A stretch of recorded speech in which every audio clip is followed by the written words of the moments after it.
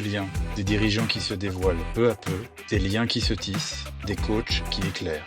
Bienvenue à toutes et à tous dans ce premier épisode du podcast Mine de liens. Je suis Christophe Burgot, je suis executive coach et entrepreneur et vidéaste amateur à mes heures perdues. Je suis Olivier Mardy, executive coach dans le cabinet Trajective avec Christophe, un des rares cabinets 100% coaching individuel et coaching collectif. Prenez donc place avec nous. Nous vous invitons à faire une pause autour de cette table avec deux entrepreneurs inspirants face à deux coachs et dans l'idée, à travers les échanges que nous allons avoir, d'explorer ce qui, autour des liens, les crée, les noue, les soude et parfois aussi les altère dans le long fleuve pas tranquille de l'aventure entrepreneuriale. Donc nous avons le plaisir d'accueillir François-Xavier Henry et Thomas Lemal de la marque OE. Bienvenue à vous deux. Notre intention est donc de revenir avec vous sur des moments clés de votre histoire d'entrepreneur et de la marque que vous avez créée en 2015. OE pour œnologie, et OE parce que OE, on va être une boîte qui bouge les lignes dans l'univers du vin. OE, c'est une entreprise à mission qui a 9 ans maintenant. On est à Lyon, on est 21 dans l'équipe. On est une marque de vin engagée pour le bien commun, avec peut-être 4 zones d'impact qui nous distinguent bien. Une, c'est autour de la vigne. Une autour de la décarbonation, on est les premiers en France à avoir relancé le réemploi. Une autour de la manière de construire l'entreprise, avec plein de facettes franchement passionnantes. Et une sur notre écosystème qu'on essaie de tirer avec nous vers le haut. Voilà, et on travaille avec une trentaine de vignerons. On a notre propre domaine dans la vallée du Rhône. Et quelque chose qui est dans notre ADN, c'est qu'on met en place des choses qui ne se font pas, qui ne se faisaient pas. Et on les fait à la fois parce qu'on pense que ça a du sens dans l'impact qu'on veut avoir, mais également pour les rendre possibles et pour que d'autres nous copient et qu'en fait... on ait un impact à plus forte échelle. En fait, on a envie de commencer par le début, en fait, parce que c'est un peu classique dans les histoires, mais c'est vraiment ça qui est intéressant dans ces aventures de liens qui se créent. Comment vous vous êtes choisi et pourquoi? Alors peut-être dans l'ordre où vous voulez, mais comment ça commence cette histoire? Ce qui a créé la rencontre, c'est... Moi, j'ai travaillé 6 ans chez L'Oréal, 1 an chez Danone. J'ai fait une formation avec Ticket for Change et HEC pour être entrepreneur du changement. Et j'ai du coup tout quitté pour monter une boîte à impact, sans précisément savoir laquelle. Et donc j'étais dans un temps d'exploration où j'explorais différents projets. Voilà. Et à ce moment-là, j'ai rencontré FX à un dîner comment vraiment ça soit à côté. Et je raconte où j'en suis. Et là, FX me dit que lui aussi est dans une étape un peu similaire. Mais peut-être tu veux. Ouais, moi, j'avais fait du retournement pendant une vingtaine d'années. Et j'avais... terminé la mission dans laquelle j'étais, donc céder la boîte. Et j'avais été marqué dans la boîte où j'étais, c'était dans le vin, en fait, par des pesticides. J'avais 40 viticulteurs qui partaient à la vigne tous les matins, et je les voyais partir des fois avec des combinaisons, masques à gaz, etc. Et pourtant, je voyais que... Alors, j'avais 300 hectares, dont 5 en bio et 215 en chimique, et je savais qu'on savait faire du très bon vin sans produits chimiques. Donc, j'ai beaucoup creusé le sujet des pesticides avec mon chef de culture, qui est un gars génial, et puis avec mon directeur technique aussi, avec qui je m'entendais très bien. Et je me suis dit à ce moment-là, je veux monter une initiative qui encourage et favorise des vignerons qui faisaient le choix de méthodes de production responsables. Et j'ai rencontré Thomas à ce moment-là. Ce qui est assez marrant dans notre rencontre, c'est que donc on s'est croisés à ce dîner, on a bien parlé. On s'est revus 2 mois après. Tom avait donc une idée de création de boîte. Il m'a appelé, on te rappelle, on s'est vu l'autre soir, etc. Je dis ouais, très bien. Et il me dit, je veux monter une boîte et je voudrais confronter ça avec toi. Alors, on ne dirait pas, mais j'avais 15 ans de plus, 14 ans de plus, donc il se basait sur ma grande expérience pour essayer de confronter. Et je lui ai dit, volontiers, moi aussi je suis en train de créer une boîte, donc on confronte les 2 boîtes comme ça. On s'est vu donc, on a dîné ensemble et puis avec ma femme. On a bien picolé et on n'a pas du tout parlé de boulot.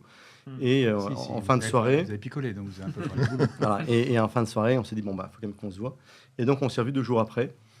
Tom m'a expliqué son projet, moi, je lui ai expliqué mon projet. Et puis, on a dû avoir l'intuition qu'on s'entendrait bien, qu'on serait à la fois complémentaires et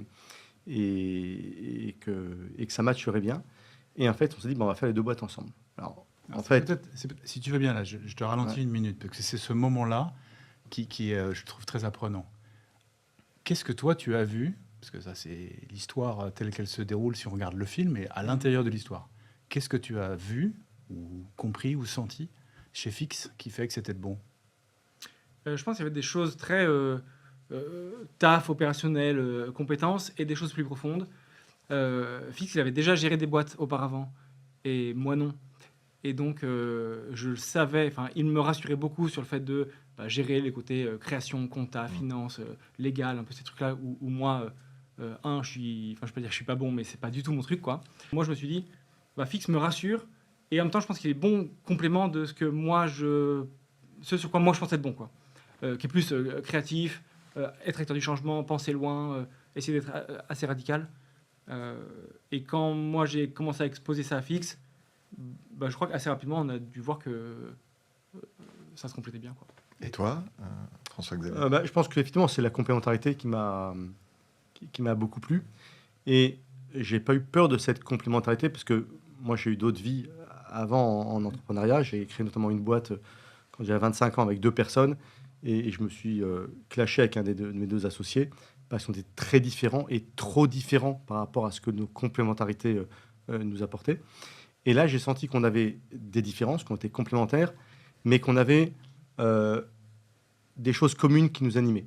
On avait cette grande sensibilité, peu d'eux, aux aspects environnementaux, aux aspects sociaux, au respect de l'homme, de manière générale.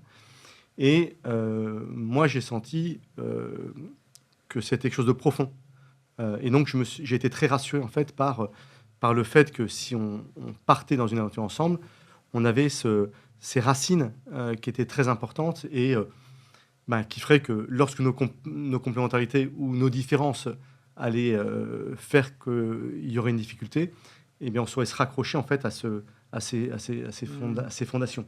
Voilà. C'est intéressant parce que moi, je peux parler de ma pratique de coach. Souvent, dans l'histoire, on nous raconte « j'ai senti ». J'ai vu quelque chose, mais on n'entend pas toujours, on se l'est dit. Est-ce que vous vous l'êtes dit à ce moment-là? Est-ce que vous vous souvenez de l'avoir dit? Franchement, je me souviens plus. C'est sûr qu'il y a beaucoup de ressentis. Je pense qu'il y a un truc de simplicité aussi. On a rapidement vu que on courait peut-être pas derrière les mêmes choses.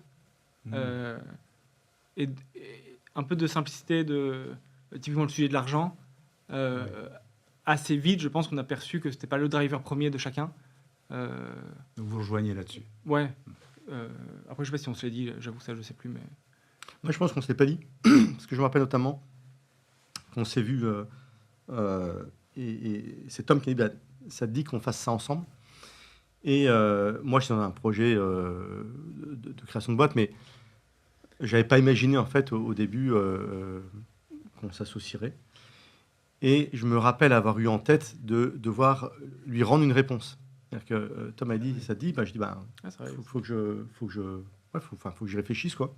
Et puis, moi, j'avais 4 enfants qui avaient à l'époque entre, 17 et 21 ans, donc 4 en études supérieures, 3 en études supérieures et un qui rentrait, et puis avec des études supérieures pas dans le public, quoi. Donc, j'ai hésité un peu. Et je me disais, qu'est-ce qu'il faut que je fasse? Et puis, je peux faire un choix pour moi, mais j'ai quand même ma femme, mes enfants, donc je ne peux pas non plus d'essayer d'abaisser un certain train de vie sans tenir compte de la famille. Et donc, je sais que je devais rendre cette réponse à Tom. Et puis un jour, je me suis dit, mec, il faut y aller. Et donc, j'ai dit, Tom, on y va. Donc, je pense qu'on ne s'était pas dit à ce moment-là, mais voilà. Donc, 2 rendez-vous, et puis vous vous lancez dans l'aventure. Finalement, assez rapidement. Ouais, c'est rapidement. Même très rapidement. Ouais, carrément. Ouais. Et donc, quels sont les premiers pas et les premiers apprentissages de ce début de collaboration? Peut-être les premiers échecs aussi, parce que c'est linéaire, tout ça.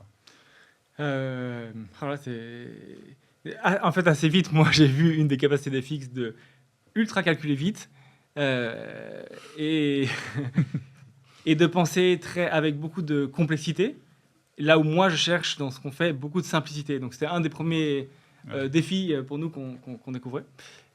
Et en fait, ce qu'on a fait, c'est on modélisait un peu les idées qu'on avait, et après, très vite, on a cherché à les présenter à des groupes de personnes, groupes d'amis, etc., pour confronter tout de suite au marché, au réel, aux personnes, et essayer de commencer à dessiner une voie qui a un peu de sens, quoi. Voilà, c'est un peu comme ça qu'on a débuté, en fait, assez vite. Quel souvenir t'as de cette phase-là, toi? Effectivement, le fait de devoir confronter des différences, parce qu'on a effectivement des parcours différents, et puis les gens en fait qu'on rencontre et et notamment les gens qui rentrent dans la boîte, très vite, ils voient qu'on est très différents, Thomas et moi. Et des choses toutes bêtes au début, je me rappelle quand tu parles des réunions qu'on a fait avec des gars pour tester un petit peu notre concept, ben, on a fait une présentation et j'étais parti, moi je faisais un vrai bon PowerPoint avec des schémas dans tous les sens, et puis Tom il dit, mais attends, laisse tomber. Et puis il faisait un keynote, un PowerPoint, un keynote, il y avait une image au milieu, et c'était très différent. Voilà. Et à un moment donné, il fallait, comme on n'avait pas à faire les deux, il fallait bien qu'il y en ait un qui s'efface sur ce sujet-là. Et moi, par exemple, j'ai perçu que Tom, il avait vraiment ça à cheville au corps, que ça lui tenait à cœur. Et on est passé sur un format comme ça. Et je prends ça qui est vraiment une anecdote, mais à un moment donné qui reflète beaucoup, beaucoup de tout ce qu'on a vécu pendant les 6 ou 12 premiers mois, où on faisait tout ensemble parce qu'on ne se connaissait pas et on ne savait pas quelles étaient les compétences de l'autre et les appétences de l'autre. Et c'est au fur et à mesure, en fait, qu'on a vu que sur tel domaine, Tom était bien meilleur que moi et en plus, il avait plus envie. Et où moi je faisais un peu parce qu'il fallait, et puis d'autres où c'était moi qui étais meilleur. Et on a très rapidement vu en fait que ce qu'on faisait au début à deux, parce qu'on ne se connaissait pas, on s'est mis à le faire séparément. Il y en a un qui faisait, et puis l'autre qui regardait, où on se complétait, etc. Donc il y a une phase, je dirais peut-être pendant un an, un petit peu de reniflage ou de découverte qui fait qu'au fur et à mesure, on a réparti un petit peu les rôles. Donc ça veut dire qu'on peut se lancer dans une aventure entrepreneuriale sans se répartir les rôles. On fait tout, on expérimente et puis on s'organise après. J'avoue que c'est un peu notre fonctionnement, où nous, on voit, on sait où on veut aller, on ne sait pas comment précisément, mais on y va, quoi. Et donc, c'est sûr, on itère, on a une bonne capacité à bien se dire les choses et itérer très vite, corriger. Il n'y a pas de problème à faire des erreurs, juste, il faut les faire qu'une fois, quoi. Et ça, c'est encore vrai aujourd'hui, parce que là, on parle des débuts. Donc, on pourrait imaginer, quand on vous écoute, je ne sais pas ce que toi t'imagines, mais que ça y est, ils sont organisés, vous êtes répartis les rôles. Est-ce que c'est vraiment ça ou c'est encore cette aventure Oui, je pense qu'on s'est bien réparti les rôles. Et après, on s'est défini un petit peu des règles. Par exemple, il y a les sujets qui sont plus chez Thomas, c'est Thomas qui les traite. Et quand il y a quelque chose, une décision qui est majeure, on en parle. C'est une décision mineure, il prend. Et c'est une décision majeure et qu'on n'est pas d'accord, comme c'est le domaine de Thomas, c'est plutôt son choix qui l'emporte. Sauf si je mets mon veto. Okay. Mais en vrai, je crois que c'est jamais arrivé qu'on arrive jusqu'à ce niveau-là parce que on sait très bien reconnaître, je pense, les compétences de l'autre et on sait dire à quel moment, en fait, la marque, c'est plus Tom. Et même si moi, j'ai une idée différente, peut-être que c'est quand même lui qui a raison parce que c'est plus son domaine, quoi. On parlait de situations plus délicates et peut-être d'échecs ou des premiers soubresauts, parce que la vie n'est pas un long fleuve tranquille, surtout en tant qu'entrepreneur. Quels ont été les premiers soubresauts et quels souvenirs vous en avez aujourd'hui et comment vous les avez traversés ? Moi, quand on me pose cette question-là, souvent, je pense à un ultra détail qui est, franchement, je trouve parfois un peu ridicule, mais qui, je trouve, nous caractérise bien les débuts. On devait acheter une machine à café pour le fabuleux café. Et ça a été tout un truc où moi, je voulais absolument une machine à café blanche, un bouton, la meilleure expérience possible, le meilleur café possible, à l'image de ce que je voulais que la marque soit et que l'entreprise soit. Et dans un sens, évangéliser l'équipe et les personnes qui viendront prendre un café ici avec c'est quoi l'expérience OE. Et Fix, à l'inverse, vous voyez la machine à café comme quelque chose de plus pratique et un coût, etc. Et donc, ça a été... Mais vraiment, c'est un peu fighté là-dessus, c'est un peu débile. Mais pour autant, je trouve que ça nous a beaucoup appris de ce qu'attendait l'autre, ou des points de vigilance de l'un de l'autre, ou des besoins de l'un de l'autre. Et donc, c'est un détail qui nous a bien permis de nous construire. Et finalement, la machine à café, elle ressemblait à quoi à la fin ? Elle est en panne, là. Et pendant 10 ans, elle était blanche avec un bouton. Ouais, et ça fait 10 ans qu'elle fait 20 cafés, 3 fois par jour 20 cafés, donc elle a bien travaillé quand même. D'accord. Donc ça, c'est ça. Et toi, François-Xavier, un exemple aussi de moments, de petits grippages ou quelque chose d'un peu difficile à ajuster ? Je n'ai pas comme ça en tête, peut-être quelque chose, mais qui est plus d'un plus gros grippage qu'un petit grippage. Et à un moment donné, on avait du mal sur le commerce. Il se trouve que moi, la boîte dans laquelle j'étais avant, que j'avais adressé, j'avais 350 commerciaux. Et c'est moi qui gérais le commerce chez OE. Et on n'y arrivait pas. Et Tom me disait, mais il faut peut-être faire comme ci, comme ça, etc. Et puis moi, j'ai dit, mais tu sais, j'avais 350 commerciaux, je sais comment on gère le commerce, etc. quoi. Et Tom, il m'a dit, peut-être, mais en fait, peut-être que ça ne marche pas comme ça. dans ce qu'on fait nous. Aujourd'hui, ça marche pas comme ça, quoi. Et je me rappelle quand j'ai fait la réflexion à Thomas en disant écoute, je sais comment ça se gère, hein, etc. Je sais qu'il l'a mal pris, ou je sais pas comment dire, il a dû le digérer. Le lendemain, moi j'avais vu que ça avait marqué Thomas, et le lendemain on en a parlé. Je me rappelle parce que moi j'étais en Savoie, parce que le lendemain c'est le Tour de France qui passait chez moi, et donc j'étais parti et j'ai appelé Tom en disant mais je te sentais pas bien hier, etc.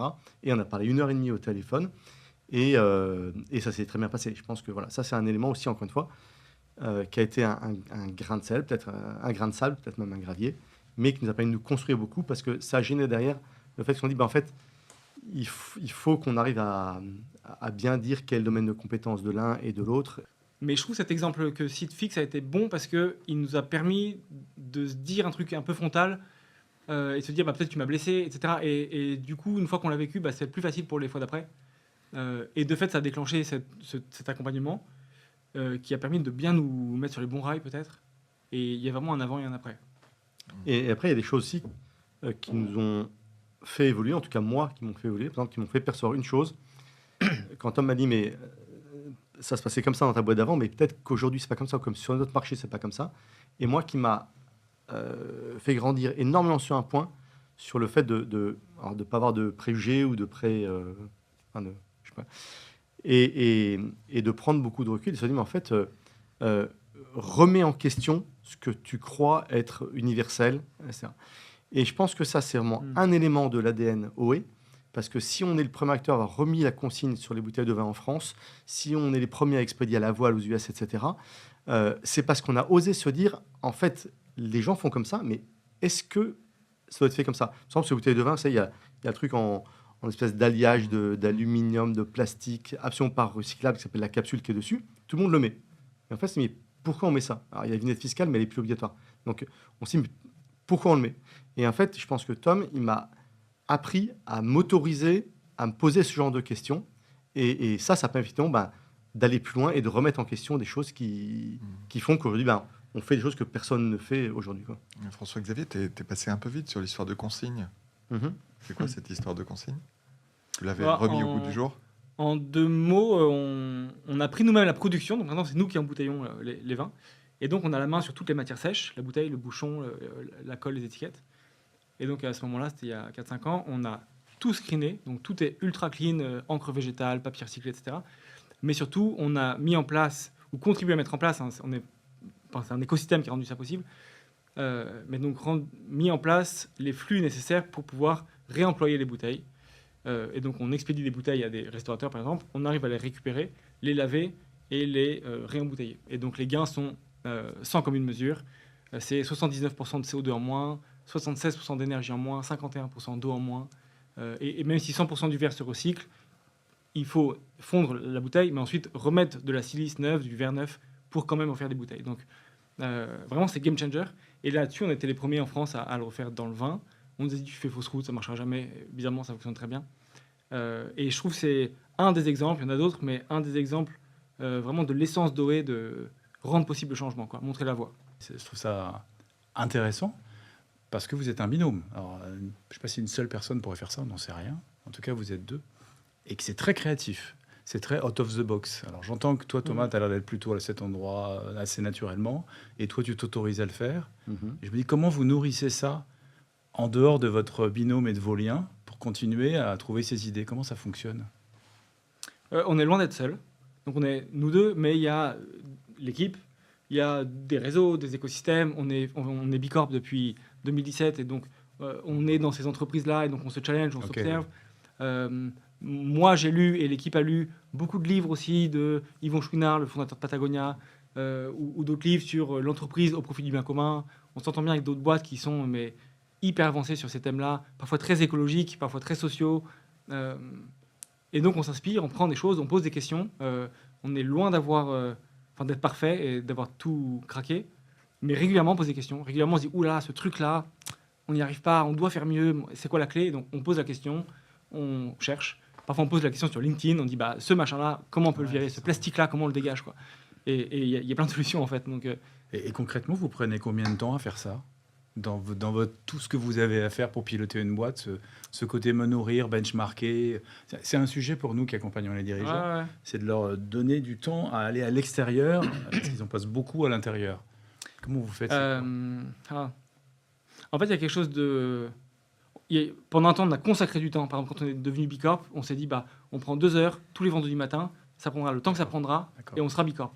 Et donc là, ça a pris 1 an. Donc ça, c'était concrètement du temps dédié.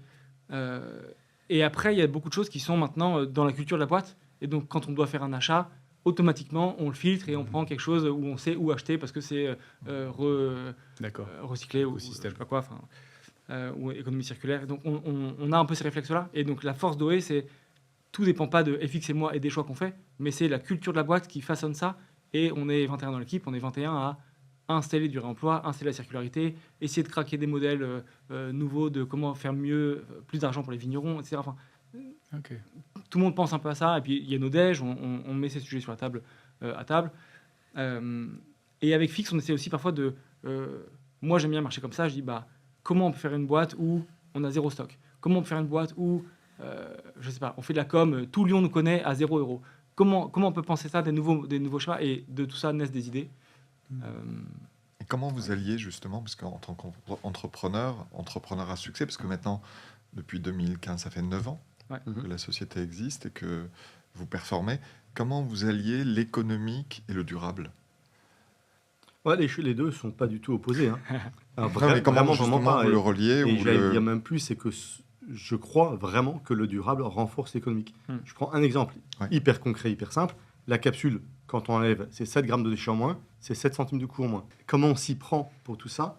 Il y a un mot qu'on aime bien dire, c'est perdre du temps. Et on aime bien perdre du temps, c'est-à-dire passer un quart d'heure à la super machine à café ou dans un canapé, etc., à parler presque de tout et de rien, ou à creuser des sujets. Là, on travaille par rapport au nouveau modèle économique, de la coopération et de la fonctionnalité, par exemple. Ou bien chaque année, on fait une rando avec toute l'équipe. On part 2 jours, refuge ou bivouac, etc. Et dans ces moments-là, on perd du temps à imaginer le futur. Alors, pas de manière conceptuelle ou à se dire, allez, on prend tous une feuille, etc. Mais c'est au coin du feu, etc. Et donc, à perdre du temps. Et en fait, de ces moments-là, de ce moment un petit peu j'avais presque de silence, de calme, naissent des choses et des idées pour la suite. Ou d'émerveillement. Depuis le début, je me pose cette question du socle qui les habite et qui est un socle commun, finalement, et qui leur donne toute votre puissance, la puissance de la marque, mais la puissance aussi des gens qui embarquent dans votre aventure. Est-ce que ça vous parle? Oui, la confiance, elle est au cœur de ce qu'on crée. Et ça va avec authenticité, avec transparence, tout ça. Nous, on se fait vraiment confiance avec Fix, on fait confiance à l'équipe, tout le monde a accès à tout, on est transparent sur les salaires, il y a un BP, tout le monde y a accès, quand on écrit à tous les investisseurs, l'équipe est en copie, tout le monde il y a une info, totale. etc. Et donc ça implique toute l'équipe. Quand on a des doutes, quand on a des échecs, quand on a fait une boulette, je sais pas quoi, on le dit, on en apprend quelque chose et ça devient plus positif, quoi. Et dans le monde du vin, il y a quand même ce truc de confiance. Il y a beaucoup de fake marques dans le vin. Il y a beaucoup de faux vignerons. On croit que c'est un vin de vigneron, en fait, absolument pas, etc. Et donc, nous, tout l'enjeu, c'est de remettre de la confiance, remettre de la relation. Le vin, c'est même pas tant la boisson, c'est le moment autour de la bouteille. Et donc, c'est ce truc-là que nous, on va nourrir au travers d'OE. Et ça, c'est que de la relation, que de la confiance, que de la vraie authenticité. Et donc, c'est ça notre marché, quoi. Et nos relations avec les clients et les fournisseurs sont dans cette idée-là. C'est-à-dire que nos vignerons, ce n'est pas des fournisseurs, ce n'est même pas des partenaires, c'est des gens en fait, qui adhèrent au mouvement OE, à une certaine vision de la viticulture, à une certaine vision du futur.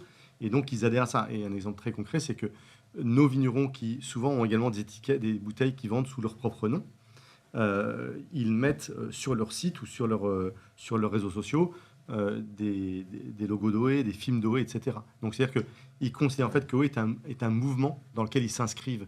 Et donc, on est d'une manière générale avec toutes nos parties prenantes, donc les clients, les fournisseurs, tout l'écosystème, dans une logique de mouvement, de dynamique. Vous avez commencé par parler de l'impact, du coup, là, il y a de l'impact très concret chez les autres, pour rayonner. Absolument. Et par exemple, on a une page sur le site qui s'appelle Faire le bien, qui est un peu notre rapport d'impact, si on veut. Donc, on explique zone d'impact par zone d'impact, qu'est-ce qu'on fait de plutôt bien. Mais à chaque fois, on dit qu'est-ce qu'on fait pas assez, sur quoi on n'arrive pas à percer, etc. Donc on veut aussi être très ambitieux, mais très humble aussi, les pieds sur terre, quoi. L'audace, on l'a entendu, c'est très audacieux, beaucoup de choses que vous lancez pour avoir cet impact-là. Nous, on tient aussi l'autre polarité qui nous est chère, de la vulnérabilité, pour que ça danse entre les deux. Et je crois que ça vous tient à cœur, cette notion de vulnérabilité. Donc là, c'est plus personnel, de votre histoire, de votre lien, de votre aventure, un moment un peu emblématique où vous vous êtes mis en vulnérabilité. Et qu'est-ce que ça a produit? Moi, j'ai un exemple où, il y a quelques temps maintenant, on devait lever des fonds. Donc, on a levé des fonds. Et on faisait beaucoup de rendez-vous, Fix et moi, etc. Et il y a un moment où pour Fix, c'était, Fix était un peu fatigué, ou c'était pas le bon moment, etc. Aussi avec les grands enfants, etc. Et donc là, moi, j'ai dû, entre guillemets, prendre le truc, quoi, le bâton de pèlerin, et puis un peu porter ça, sachant qu'il fallait aussi porter l'équipe. Et donc, c'était des moments pas si simples. Et en même temps, on se disait tout ça. On se disait, là, je suis fatigué, là, je suis OK. Et donc, un peu les copilotes, quoi. Et ça, je trouve ça bien. Et on le fait régulièrement quand on a tous les deux 4 enfants. Quand d'un côté ou de l'autre, c'est moins simple, on se le dit et c'est OK. Et maintenant, c'est vraiment la même culture avec le reste de l'équipe. On est plusieurs à avoir des enfants ou d'autres qui ont d'autres contraintes aussi. Et c'est OK. On a le droit d'être fatigué. On a le droit de, je sais pas, en ce moment, je le sens pas, j'arrive pas.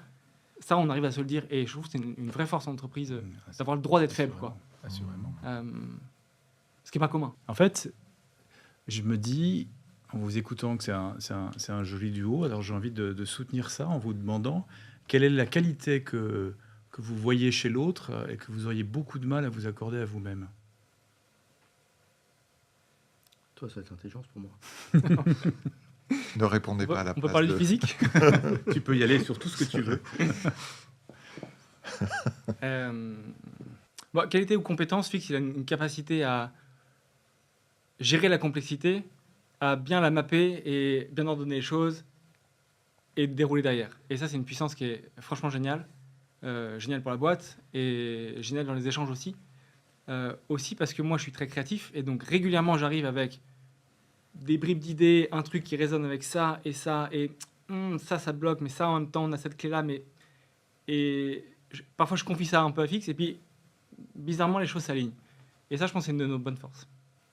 Et moi, je dirais que ce serait à penser le futur. C'est-à-dire qu'on sait tous les deux ce qu'on veut faire d'OE, dans le sens où on veut qu'on ait toujours de l'impact. Comment, c'est pas évident. Et parfois, toi, il me sort des idées où je me dis, mais c'est encore un truc de Tom. Et en fait, à un moment donné, je vois comment ça se raccorde dans le puzzle à ce qu'on fait avec OE. C'est cette idée du mouvement, moi, qui me frappe, parce que je n'avais pas pensé à vous comme un mouvement. Ça fait 2 fois que vous portez ça, je crois. Vous avez un espèce de mouvement. C'est la première fois que j'entends parler d'une entreprise comme un mouvement. Oui. Et moi, tu vois ce que j'ai ressenti au début en présentant, c'est que j'avais du mal à dire marque OE. Pour moi, c'est pas une marque, finalement. C'est bien au-delà. Donc, comment le nommer? C'est intéressant de se pencher sur la question. Mais pour moi, c'est bien au-delà d'une marque. C'est peut-être fondateur, justement, de la capacité d'embarquer et de créer, de fédérer, de créer de la cohésion dans les équipes ou de recruter. Les gens qui postulent chez nous ne viennent pas pour le vin. Ils viennent pour nous, pour nos engagements, notre capacité à craquer des choses qui voient nulle part ailleurs. Donc c'est ce côté du mouvement, de la dynamique, du changement qu'on impulse qui séduit. Notre marque employeur repose sur ça, en tout cas. Et parfois, on dit que c'est pas tant l'impact que nous, on a, mais le sillage de l'impact qui est notre vrai impact, quoi. Et donc, je peux dire l'exemplarité, parce que peut-être un peu too much, mais d'autres s'inspirent de nous, et franchement, tant mieux, quoi, faites. Et on fait des livres blancs pour partager ça. Et notre plus grand impact, donc c'est pas tant le nôtre que... C'est l'énergie plus que les choses qu'on copie. L'énergie du mouvement. Merci, parce qu'en fait, nous savons, parce que vous l'avez dit, que c'est la première fois que vous êtes derrière un micro tous les deux ensemble. Ouais, c'est vrai. Il y a eu d'autres occasions, mais tous les deux ensemble. Donc on a de la gratitude pour vous ayez partagé ce moment-là. Voilà, on espère que ceux qui nous écoutent ou qui nous regardent partiront avec un mot, une phrase... une idée, un mouvement, quelque chose qui les inspire. Voilà, c'est ce qui nous anime, nous, dans notre quotidien de coach, c'est de créer cet espace-là. Qu'est-ce que tu vas partir avec quoi de ce que tu as entendu? C'est la première fois, pour moi, que j'entends parler d'impact. Alors, pas comme on en parle en termes de traditionnellement, ou d'écologie, ou de tous les processus, disons, de société à impact. C'est la première fois que j'en entends parler comme ça, comme une intention d'origine avant l'entreprise, et qui crée un sillage d'énergie pour que les autres bougent les lignes. J'avoue que, pourtant j'en ai vu un paquet de dirigeants et de boîtes. C'est une très belle idée du mouvement qui me va bien. Et toi ? Et moi, c'est sans doute la posture d'apprentissage qu'ils ont tous les deux, qu'ils avaient dès le début, pour apprendre ensemble, se remettre en question et se poser les bonnes questions, et d'apprendre avec l'équipe et avec leurs partenaires. Il y a toujours plein de choses à voir derrière la réalité des marques. C'est pour ça qu'on est content d'appeler ce podcast Mine de Liens et de vous donner rendez-vous à une prochaine fois, n'est-ce pas, Olivier ? Tout à fait. Merci, bonne aventure. Merci beaucoup. Bonne continuation.